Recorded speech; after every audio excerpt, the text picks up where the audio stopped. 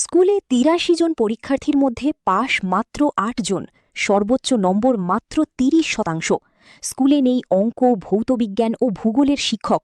হতদরিদ্র এলাকায় চোখের জলে স্বপ্নভঙ্গের যন্ত্রণা ছাত্রছাত্রী থেকে শুরু করে অভিভাবকদের। মাধ্যমিক পরীক্ষায় রাজ্য জুড়ে পাশের হার প্রায় ৮৭%।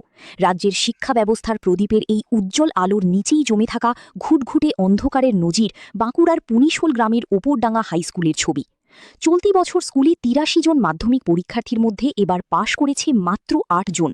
স্কুলের সর্বোচ্চ প্রাপ্ত নম্বর ২১০, অর্থাৎ মাত্র ৩০%। দীর্ঘদিন ধরে অঙ্ক, ভৌতবিজ্ঞান ও ভূগোলের শিক্ষকহীন উপরডাঙ্গা হাইস্কুল জুড়ে আপাতত অকৃতকার্য পড়ুয়াদের চোখের জলে শুধুই স্বপ্নভঙ্গের যন্ত্রণা। বাঁকুড়ার ওন্দা ব্লকের পুনিশোল গ্রাম ১০০% সংখ্যালঘু অধ্যুষিত। গ্রামের একটা বড় অংশের মানুষের পেশা ফেরিওয়ালা।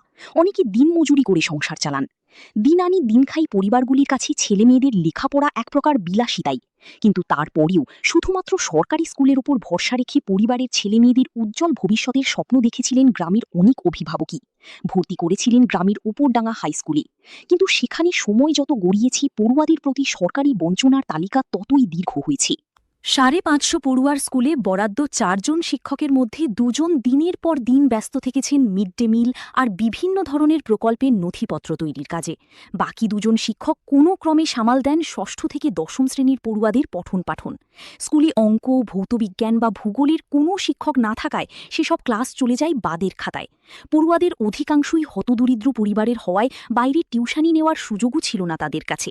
ফলে অশিক্ষার অন্ধকার থেকে আলোয় ফেরার তাগিদে স্কুলগামী পড়ুয়াদের কাছে অঙ্ক, ভৌতবিজ্ঞান বা ভূগোলের মতো অত্যন্ত গুরুত্বপূর্ণ বিষয় থেকে গেছে আনটাচড। আর তারই ফল পড়েছে স্কুলের এবারের মাধ্যমিক পরীক্ষায়। শুধুমাত্র স্কুলের শিক্ষকদের পঠন পাঠনে ভরসা রেখে যে পড়ুয়ারা রাজ্যের অন্যান্য স্কুলের পড়ুয়াদের সঙ্গে টেক্কা দিতে পারত সমানে সমানে, তাদের একটা বড় অংশই হোঁচট খেয়ে গেল জীবনের প্রথম বড় পরীক্ষায়। ৮৩ জন পরীক্ষার্থীর মধ্যে কোনো ক্রমে পাশ করল মাত্র ৮ জন পরীক্ষার্থী। স্বাভাবিকভাবেই এখন চোখের জলে স্বপ্নভঙ্গের যন্ত্রণা নিয়ে দিন কাটাচ্ছে ওই স্কুলের পড়ুয়ারা। পড়ুয়াদের দাবি, শুধুমাত্র সরকারি বঞ্চনায় তাদের যেভাবে ভবিষ্যৎ অন্ধকারে ডুবে গেছে, আগামী দিনের পড়ুয়ারা যেন তার থেকে রেহাই পায়।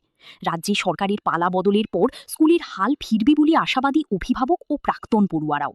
স্কুল কর্তৃপক্ষের দাবি, সংশ্লিষ্ট দপ্তরে বারংবার আবেদনের পরেও শিক্ষক মেলেনি। স্কুলে পর্যাপ্ত শিক্ষক ও শিক্ষাকর্মী থাকলে আজ এই অত্যন্ত লজ্জাজনক পরিস্থিতির মুখে পড়তে হতো না স্কুলটিকে।